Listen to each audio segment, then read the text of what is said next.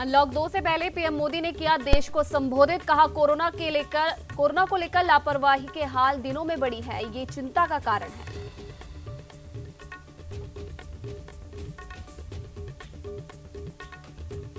तो वहीं कांग्रेस नेता राहुल गांधी ने पीएम मोदी पर साधा निशाना। कहा चीन की फौज को देश से बाहर कब निकालेंगे, देश में 4 जगहों पर अंदर बैठा है चीन।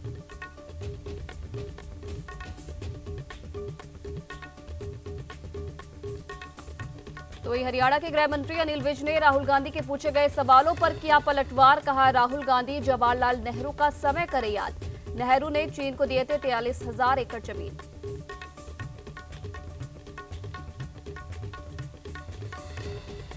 तो वहीं दिल्ली के सीएम अरविंद केजरीवाल ने कोरोना की स्थिति को लेकर दी जानकारी। कहा केंद्र सरकार की मदद से हम 4 गुना ज्यादा टेस्टिंग कर रहे हैं, अधिक मरीज हो रहे ठीक।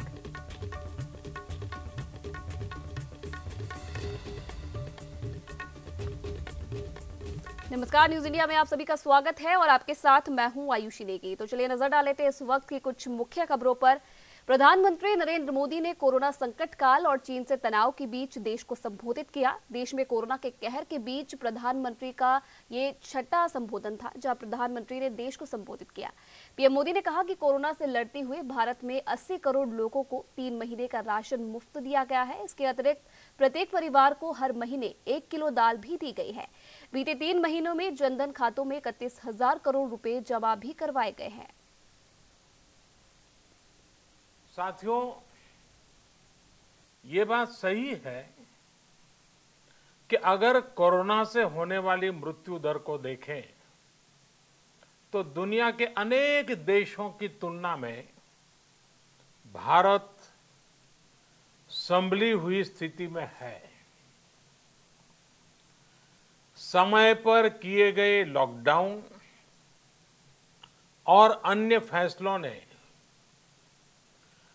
भारत में लाखों लोगों का जीवन बचाया है, लेकिन हम ये भी देख रहे हैं कि जब से देश में अनलॉक 1 हुआ है,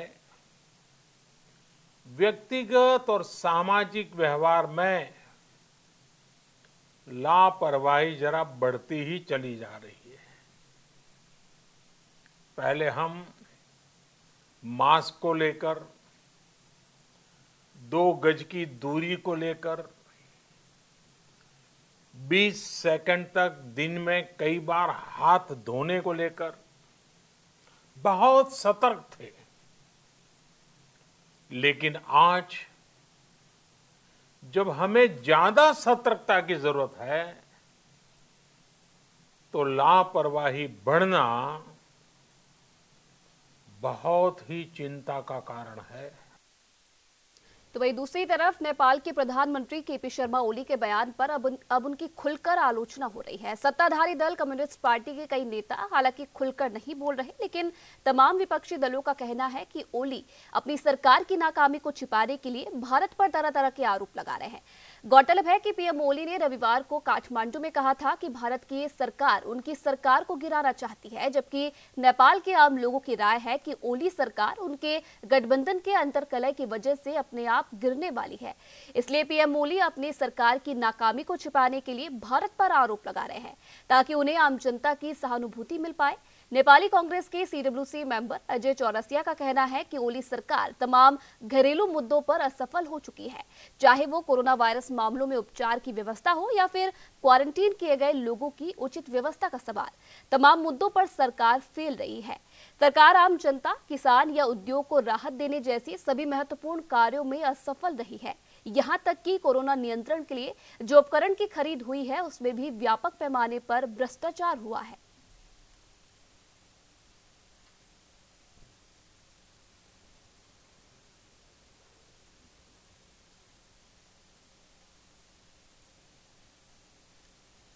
तो वहीं दूसरी तरफ कोरोना संकट के बीच पाकिस्तान ने भारत से सलाह किए बगैर ही आज सोमवार को करतारपुर साहिब कॉरिडोर को खोल दिया है, लेकिन वहां पर भारत की ओर से एक भी श्रद्धालु नहीं गया। कोरोना महामारी के प्रकोप को देखते हुए इस साल करतारपुर साहिब कॉरिडोर को करीब 3 महीने पहले बंद कर दिया गया था।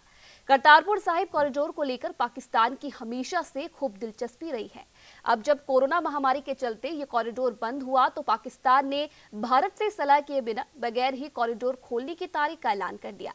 हालांकि शीर्ष अधिकारियों का कहना है कि करीब 3 महीने के अंतराल के बाद कॉरिडोर के फिर से खोले जाने के बाद भी कोरोना वायरस के डर से एक भी भारतीय श्रद्धालु ने करतारपुर कॉरिडोर नहीं गए। हालांकि भारत सरकार ने पाकिस्तान के करतारपुर कॉरिडोर को मौजूदा हालात में फिर से खोलने के प्रस्ताव को खारिज कर दिया था।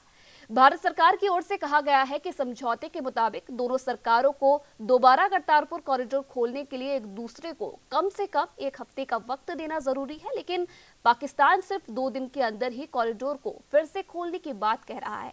अब इस मामले में आखिरी फैसला गृह मंत्रालय लेगा।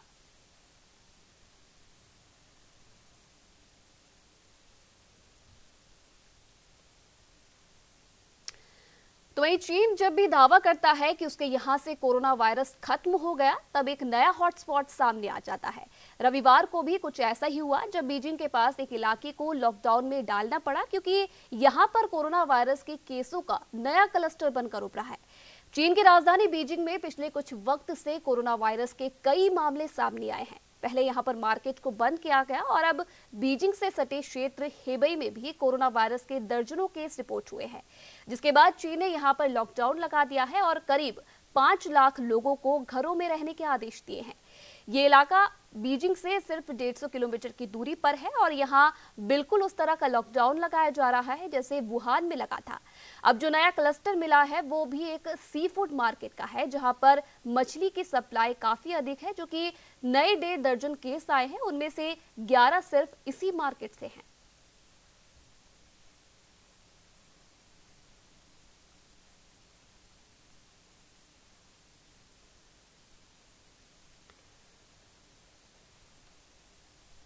तो वहीं राजस्थान में खेल महोत्सव की सफलता के बाद अब सरकार ग्रामीण खेल प्रतियोगिताओं की तैयारी कर रही है। खेल मंत्री अशोक चांदना ने सवाई मानसिंह स्टेडियम में मीडिया से बातचीत में बताया कि ये प्रतियोगिताएं कई मायनों में खेल महोत्सव से बेहतर और अलग होगी। उन्होंने बताया कि इसके लिए विभाग ने तैयारियां भी शुरू कर दी हैं।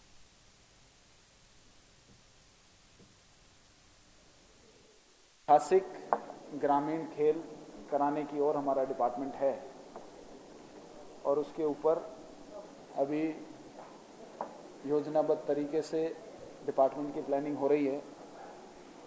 और मैं इतना केवल कहना चाहता हूं कि स्टेट गेम्स जो आपने देखे, स्टेट गेम्स भी उसके मुकाबले कुछ नहीं होगा। लाखों की तादाद में खिलाड़ियों का पार्टिसिपेशन होगा, लाखों की तादाद में बच्चे और बच्चियां गांव के वो होंगे, गांव के अंदर ग्रामीण प्रतिभाएं निकल के आएंगी और पूरा ग्रामीण स्ट्रक्चर होगा। तो वहीं दूसरी तरफ राजस्थान के जोधपुर के ग्रामीण इलाकों में भूमाफियाओं द्वारा जमीनों पर कब्जा करने का मामला सामने आया है। इसी कड़ी में जोधपुर के ग्रामीण इलाके चाको थाना अंतर्गत पीड़ित पक्ष द्वारा मंगलवार को जोधपुर ग्रामीण एसपी को ज्ञापन सौंपा गया। इस दौरान ज्ञापन में भूमाफियाओं के खिलाफ कड़ी कार्रवाई करने की मांग की गई। इस दौरान पीड़ित का कहना है कि उसका खेत चाको थाना क्षेत्र में आता है, जिसका पट्टा भी उनके पास है, लेकिन कुछ लोग खेत को हड़पने का षड्यंत्र रच रहे हैं और साथ ही उसके खेत को अपना बताकर वहां पहुंचे और जमीन मालिकों के साथ मारपीट कर जान से मारने की धमकी भी दी।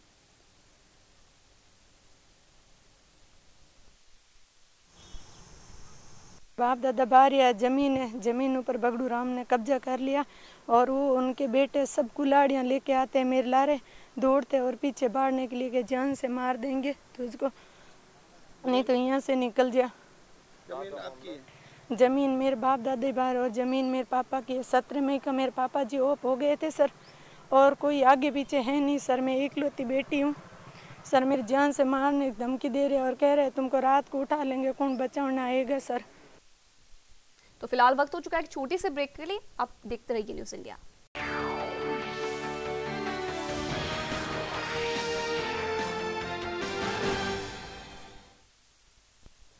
तो ब्रेक के बाद एक बार फिर से स्वागत है आप सभी का। बढ़ते आगे, राजस्थान के प्रतापगढ़ के दरियावाद में कांग्रेसी कार्यकर्ताओं ने पेट्रोल और डीजल के बढ़ते दामों के विरोध में केंद्र सरकार के खिलाफ प्रदर्शन किया है। कांग्रेस का कहना है कि पिछले 3 महीने के दौरान लगने वाले केंद्रीय उत्पाद शुल्क और कीमतों में कई बार वृद्धि की गई। एक तरफ देश आर्थिक महामारी से लड़ रहा है, तो वहीं दूसरी ओर मोदी सरकार पेट्रोल और डीजल की कीमतों को बार बार बढ़ाकर इस मुश्किल वक्त में मुनाफाखोरी कर रही है।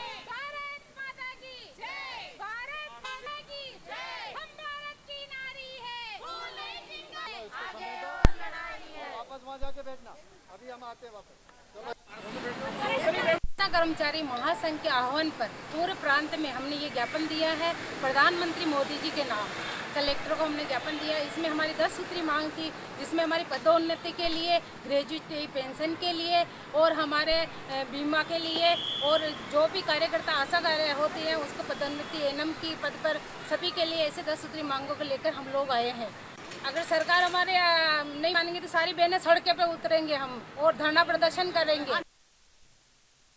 तो वहीं भीलवाड़ा में आशा सहयोगिनियों ने प्रदर्शन किया, जहां उन्होंने प्रधानमंत्री के नाम जिला कलेक्टर को 10 सूत्रीय ज्ञापन भी सौंपा है, जिसमें आशा सहयोगिनियों को राज्य कर्मचारी बनाने, न्यूनतम वेतन प्रदान करने, आशा सहयोगिनियों को एएनएम पद पर पदोन्नत और आशा सहयोगिनियों का बीमा करवाने की मांग की गई है।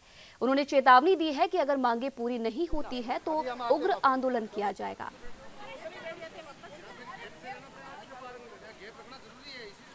कर्मचारी महासंघ के आह्वान पर पूरे प्रांत में हमने ये ज्ञापन दिया है प्रधानमंत्री मोदी जी के नाम। कलेक्टर को हमने ज्ञापन दिया, इसमें हमारी 10 सूत्री मांग थी, जिसमें हमारी पदोन्नति के लिए, ग्रेजुएट पेंशन के लिए और हमारे बीमा के लिए, और जो भी कार्यकर्ता आशा कार्य होती है उसको पदोन्नति एनएम की पद पर सभी के लिए, ऐसे 10 सूत्री मांगों को लेकर हम लोग आए हैं। अगर सरकार हमारे नहीं मानेंगे तो सारी बहनें सड़कों पे उतरेंगे हम और धरना प्रदर्शन करेंगे। तो वहीं धौलपुर के सैपाऊ थाना क्षेत्र के गांव दनौरी में शादी की खुशियां उस वक्त मातम में बदल गई जब 36 वर्षीय विवाहिता की संदिग्ध परिस्थितियों में मौत हो गई। मृतका के घर में शादी समारोह का कार्यक्रम चल रहा था। इसी बीच विवाहिता का शव फांसी के फंदे से झूलता हुआ देखकर परिजनों में कोहराम मच गया। परिजनों ने घटना की सूचना स्थानीय पुलिस को दी, जहां पुलिस ने मौके पर पहुंचकर मृतका का शव कब्जे में लेकर जांच शुरू कर दी है।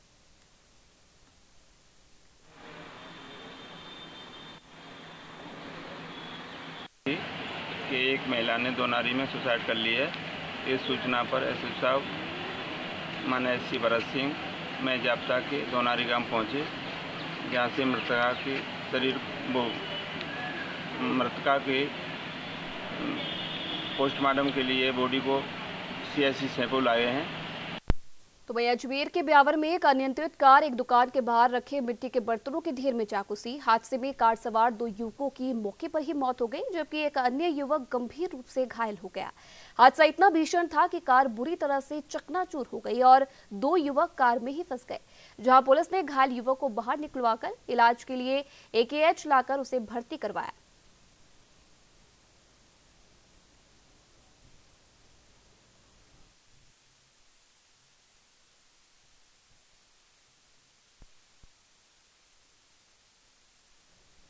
तो वहीं दौसा के लालसोट में दर्जनों गांवों पर टिड्डी दल ने अटैक किया है, जिसके बाद आनन फानन में कृषि विभाग भी अलर्ट हो गया है और रात भर टिड्डी दल खात्मा को लेकर अभियान चलाया गया। इस दौरान 10 स्प्रे ट्रैक्टर और दमकल की 3 गाड़ियों से टिड्डियों पर दवा का छिड़काव किया गया। रामगढ़ जो पचवारा उपखंड क्षेत्र है, इसमें मानपुरिया है और अपने जो सलेमपुरा है और गोदावास गांव है, इनमें यहाँ जो टिड्डी दल है उसने पड़ाव दे दिया था। जैसे ही हमें टिड्डी दल की पहले से हम लोग बिल्कुल अलर्ट मोड पर थे। पूरा हमारा कृषि विभाग इसमें मॉनिटर कर रहा था, हमारे जो स्थानीय सभी साथी हैं, तो हमें यहाँ पहुँच गए थे और हमने यहाँ 10 जो हमारे ट्रैक्टर चले जो स्प्रेयर थे और 3 यहाँ दमकलें थी फायर ब्रिगेड वाली, उनसे रात्रि में 1 बजे से लेकर के और हमने लगभग 8 बजे तक ये ऑपरेशन यहाँ किया है। और कीटनाशक जो हमारे लैम्डा साइलोथ्रिन का स्प्रे किया गया है और काफ़ी अच्छी यहाँ जो हमने यहाँ कंट्रोल किया। लगभग 50 से 60% जो टिड्डी दल है उसको हमने यहाँ नष्ट करने में सफलता हासिल की है। तो वहीं राजस्थान के भीलवाड़ा में निजी शिक्षण संस्था के बैनर तले शिक्षण संस्था के संचालकों ने जिला कलेक्टर को मुख्यमंत्री के नाम ज्ञापन सौंपा। इसमें उन्होंने शिक्षण संस्था द्वारा जमा करवाए गए रिजर्व फंड को देने की मांग की है। उन्होंने चेतावनी दी है कि अगर जल्द ही मांग पूरी नहीं की जाती है तो उग्र आंदोलन किया जाएगा। भीलवाड़ा जिले में भी लगभग 2,500 से 3,000 के समथिंग प्राइवेट स्कूलें संचालित हैं। कहीं हमारे भीलवाड़ा में भी इस तरह की पुनरावृत्ति नहीं हो, और हम सरकार से आज हम इसलिए ज्ञापन देने के लिए आए हैं मुख्य रूप से कि हमारे मान्यता लेते हैं उस समय विभाग द्वारा एक रिजर्व फंड कराया जाता है। अगर सरकार नहीं मानती है तो हम लोग इसके लिए अभी सोशल डिस्टेंस की पालना कर रहे हैं, और हम अभी कम संख्या में आए हैं। अधिक संख्या में हम लोग इसके लिए आंदोलन के लिए उतरेंगे, क्योंकि हमारा पैसा है और वो आपात स्थिति से निपटने के लिए रिजर्व फंड कराया जाता है। हमारा रिजर्व फंड कुछ समय के लिए, कुछ वर्षों के लिए हमें वापस मिल जाता है, तो हम इस आपात स्थिति का मुकाबला करने में सक्षम। तो रुकते एक छोटे से ब्रेक के लिए आप देखते रहिए न्यूज़ इंडिया।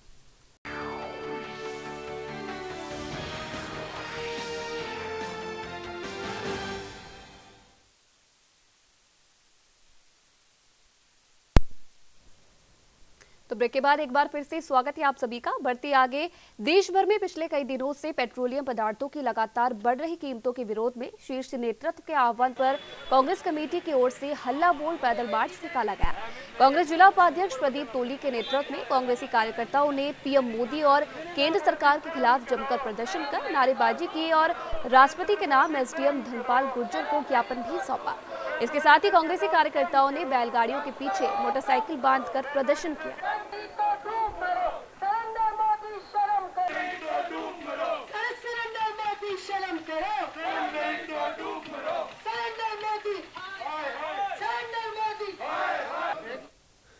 तो वहीं जोधपुर संभाग के जय नारायण व्यास विश्वविद्यालय के सायकालीन अध्ययन संस्था में विभिन्न समस्याओं को लेकर छात्रों ने जेएनवीयू के केंद्रीय कार्यालय के समक्ष प्रदर्शन किया। इस दौरान छात्र कुलपति को ज्ञापन देने के लिए उनके कार्यालय पहुंचे, लेकिन कुलपति और रजिस्ट्रार नहीं मिलने पर छात्रों ने आक्रोश जताया। छात्रों का आरोप है कि पिछले कई समय से लगातार अपनी मांगों को लेकर वो प्रदर्शन करते आ रहे हैं, लेकिन जिम्मेदार लोगों के नहीं मिलने के कारण उनकी यहाँ कोई सुनवाई नहीं होती है।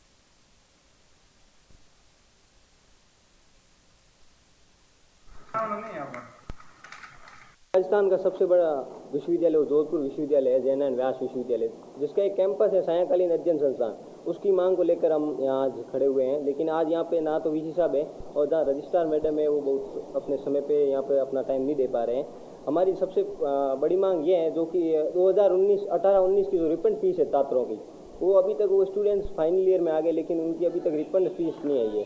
जो अलग कैंपस से छात्र हैं, वैसे मॉर्निंग फैकल्टी है, साइंस फैकल्टी, उनकी अभी तक रिफंड फीस आ चुकी है, लेकिन हमारे कैंपस जो सायकालीन अध्ययन संस्थान है उसकी अभी तक कोई रिफंड फीस के लिए कोई विश्वविद्यालय उस पर प्रशासन मतलब ध्यान नहीं दे रहा है। उसके बाद हमारी ये मांग है, जो कंटिन्यूटी फॉर्म स्टार्ट की यूनिवर्सिटी ने, उसमें 7 दिन दिए गए, उस डेट को बढ़े।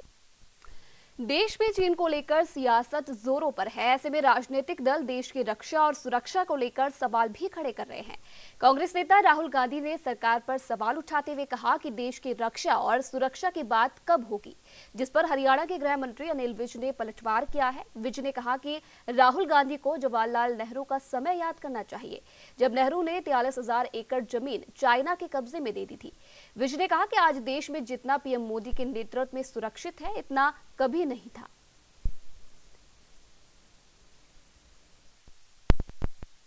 उसके लिए सरकार की तरफ से सहमति दे दी है और देश जितना सुरक्षित आज नरेंद्र मोदी के हाथों में है, आज से पहले कभी भी नहीं था। डाटा से निकाल के देखा जा सकता है।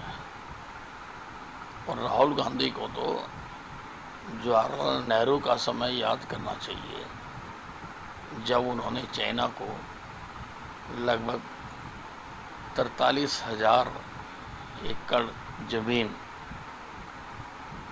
उनके कब्जे में दे दी थी। तो राहुल गांधी को तो बोलने का अधिकार नहीं।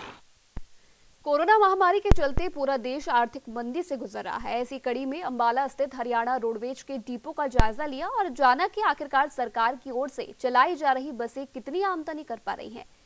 40 बसें प्रतिदिन 2000 लीटर तेल की खपत से चलती है, यानी कि लगभग 1,30,000 रुपए का तेल बसों में लगता है, लेकिन आमदनी लगभग 1 लाख के करीब हो पाती है, जिस कारण रोडवेज विभाग को लाखों का नुकसान आए दिन झेलना पड़ रहा है।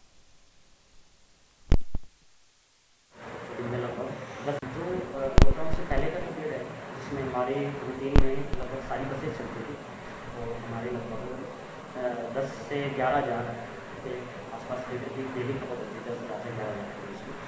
और हमारी बसेज भी लगभग 175 के आसपास हमारे पास टोटल बसेज हैं। 175 में से हमारे 160 प्लस बसेज चलती थी, जिनमें लगभग 10 से 11,000 रुपये तक सर आमदनी कितनी होती थी? आमदनी की जहाँ तक हम बात करें तो हमारे लॉकडाउन से पहले लगभग 14 से 15 लाख रुपए डेली की आमदनी होती थी। और जैसे अभी लॉकडाउन है तो सारी बसेज नहीं चल रही हैं हमारी, तो हमारी ऑन एन एवरेज 40 बसें ऑपरेट हो रही है विद इन हरी। तो वहीं उत्तराखंड के बैरीनाग में पॉलिटेक्निक कॉलेज को सरकार के बंद करने के आदेश के बाद कांग्रेस ने इसका विरोध करते हुए मुख्यमंत्री को ज्ञापन भेजकर कॉलेज बंद नहीं करने की मांग की है। पूर्व विधायक नारायण राम आर्य ने कहा कि बीजेपी की सरकार क्षेत्र में कोई भी नया विकास कार्य नहीं कर पा रही है। कांग्रेस के शासनकाल में स्वीकृत पॉलिटेक्निक कॉलेज, जिसका भवन भी बन गया है, उसे अब बंद करने जा रही है। उन्होंने कहा कि यहां अतिरिक्त ट्रेड खोलकर कॉलेज को बंद नहीं करना चाहिए। अगर कॉलेज को बंद किया गया तो बीजेपी सरकार के खिलाफ कांग्रेस गांव में आंदोलन करेगी। मैं तो शासन की नीति से बेहद दुखी हूं, क्योंकि आज के टेक्निकल युग में polytechnic college, engineering college, ITI की आवश्यकता है और पलायन को रोकने के लिए हमने इन टेक्निकल संस्थाओं को खोला था, लेकिन सरकार इन्हें बंद कर रही है। इसका मतलब मैं ये समझता हूँ कि सरकार गरीब लोगों को, पर्वतीय क्षेत्र के लोगों को धोखा दे रही है पलायन रोकने के नाम से। उत्तराखंड जर्नल ओबीसी एसोसिएशन की ओर से अधिकारियों और कर्मचारियों ने जिला मुख्यालय पौड़ी में एसएसपी पौड़ी को ज्ञापन दिया। इस दौरान संगठन से जुड़े कर्मचारियों ने बताया कि उनके संगठन द्वारा इस साल मार्च में पदोन्नति में आरक्षण के खिलाफ एक आंदोलन किया गया था, जिसके बाद आंदोलन के खिलाफ एसटी ओबीसी एसोसिएशन के पदाधिकारियों ने जर्नल ओबीसी एसोसिएशन के प्रदेश अध्यक्ष दीपक जोशी के खिलाफ झूठी बातों में मुकदमे दर्ज कराए हैं, जिसके खिलाफ जर्नल ओबीसी एसोसिएशन से जुड़े पदाधिकारियों ने एसएसपी पौड़ी से मिलकर इस संबंध में उन्हें ज्ञापन सौंपा है।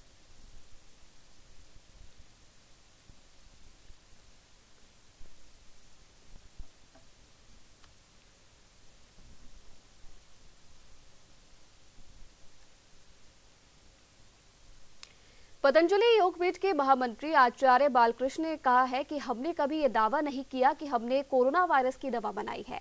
हमने तुलसी, गिलोय, अश्वगंधा का एडवांस स्तर पर कॉम्बिनेशन बनाया और वो जब कोरोना वायरस के मरीजों पर क्लिनिकल ट्रायल किया गया तो उसे कोरोना वायरस के मरीज ठीक हुए हैं। हमने कोई ये दावा नहीं किया और ना ही ये प्रचार किया है, न किसी जगह पर विज्ञापन दिखाया कि हम कोरोना की दवाई बना रहे हैं। हमने इम्यूनिटी बूस्टर के लिए लाइसेंस दिया है और उसी के लिए ये बनाया गया है।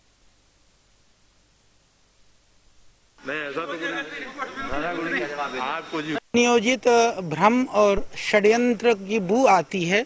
जिस तरह का वातावरण तैयार करने का प्रयास किया गया, वस्तुतः पतंजलि ने कभी भी जो औषधियां बनाई है, कोरोनिल है, स्वासारी बटी है, अणु तेल है, और जो कोरोनिल के अंदर में गिलोय, तुलसी और अश्वगंधा का एक्सट्रैक्ट का सम्मिश्रण है, इंग्रेडिएंट भी क्लियर है और उसके अंदर क्लेम भी क्लियर है, लाइसेंस भी क्लियर है।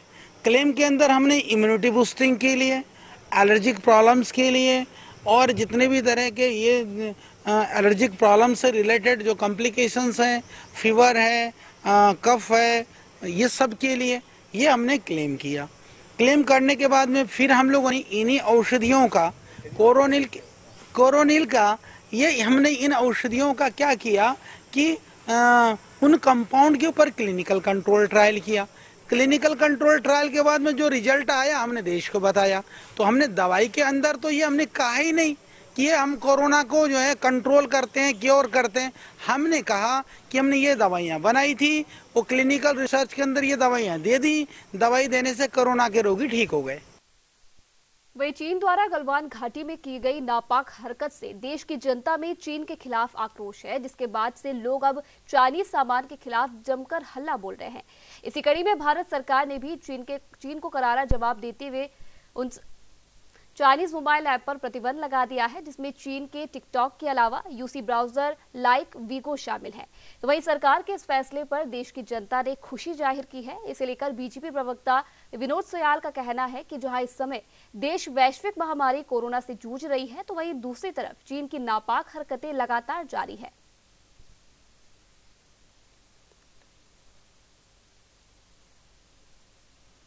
ये बात पर चलता है और एक तरफ चाइना से हमारा तनाव है और कल जो पूरी सूची जारी की गई है, पूरे जितने भी चाइनीज ऐप थे उनको सबको प्रतिबंधित कर दिया गया है। अगर अभी कुछ मार्केट में हो रहे हैं तो उन पर भी शोध चल रहा है और उनको भी धीरे धीरे उनको भी प्रतिबंधित किया जाएगा, क्योंकि चाइना जिस तरह से जो है तो धोखा कर रहा है उस तरह से उसको और हमारा इस देश के अंदर उसका इस तरह से उपयोग करना मुझे लगता है उचित नहीं। प्रधानमंत्री जी ने और जो निर्णय लिया है वास्तव में वो बहुत ही सुयोग्य निर्णय था। देश की जनता इस निर्णय के साथ है। तो वही उत्तर प्रदेश के शाहजहांपुर में एक 30 साल के युवक ने फांसी लगाकर आत्महत्या कर ली। आपको बता दें कि गांव कटका का रहने वाला वेदराम अपनी बुआ के घर आया था। इस दौरान उसने कमरा बंद कर फांसी लगाकर आत्महत्या कर ली। तो वही मामले की सूचना मृतक के भाई शिव कुमार प्रेम किशोर ने पुलिस को दी, जिसके बाद पुलिस ने मौके पर पहुंचकर शव को पोस्टमार्टम के लिए भेज दिया है।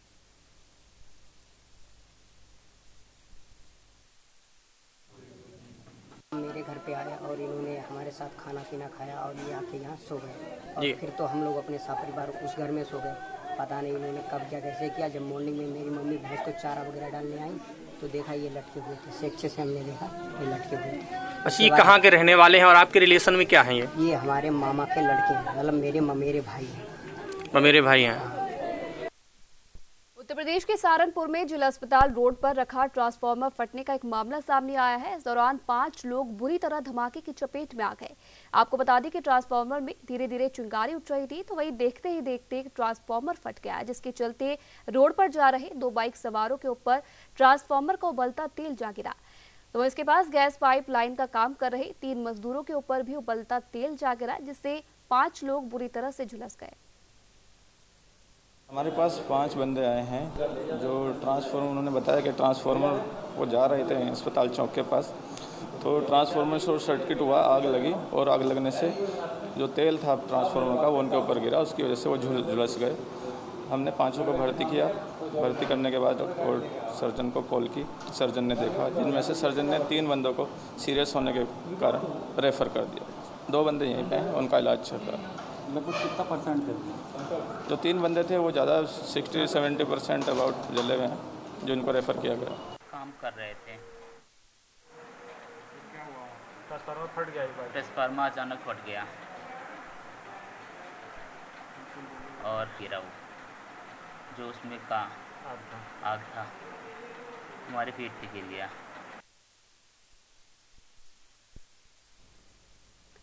तो वही पेट्रोल और डीजल की बढ़ती कीमतों के खिलाफ कांग्रेस का जगह जगह धरना प्रदर्शन जारी है। ऐसे में तेल की बढ़ती कीमतों के विरोध में बिना अनुमति बैलगाड़ी को लेकर प्रदर्शन करने के आरोप में पूर्व मुख्यमंत्री हरीश रावत और उनके करीब 25 समर्थकों के खिलाफ मुकदमा दर्ज किया गया है। इसे लेकर बीजेपी प्रवक्ता विनोद सोयाल ने कहा कि कांग्रेस के पास कोई मुद्दा नहीं है, वो मुद्दाहीन हो गई है। उन्होंने कहा कि कांग्रेस सोशल डिस्टेंस को भूलते हुए धरना प्रदर्शन में जुटी है, जिसके तहत पूर्व सीएम हरीश रावत समेत 25 समर्थकों के खिलाफ मुकदमा दर्ज किया गया है।